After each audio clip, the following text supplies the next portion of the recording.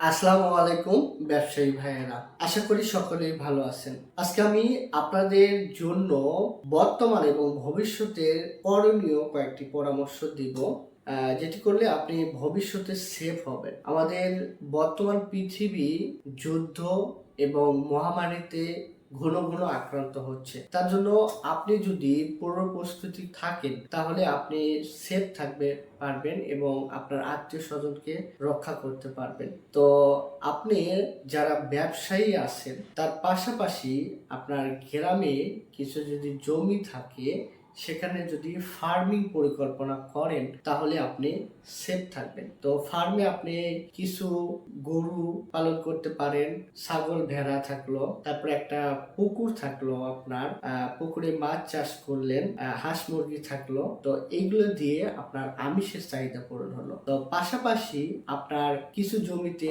ধান রোপণ করলেন, আপনি ধান চাষের জন্য কিছু জমি থাকলো, সেই ধান চাষ করলেন সেখানে। আর পাশাপাশি কিছু জমিতে সবজি, সিজনাল সবজি, বিভিন্ন ধরনের সবজি আপনি চাষ করতে থাকলেন।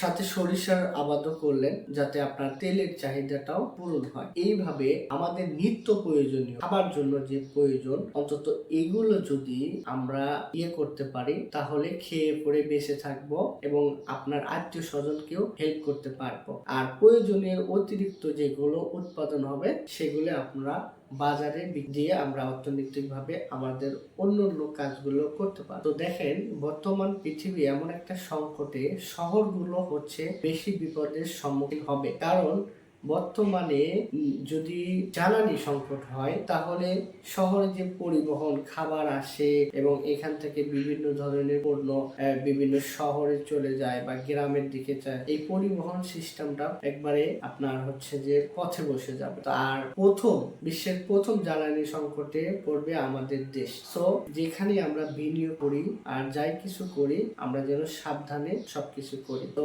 সকলে ভালো থাকবেন। আসসালামু আলাইকুম।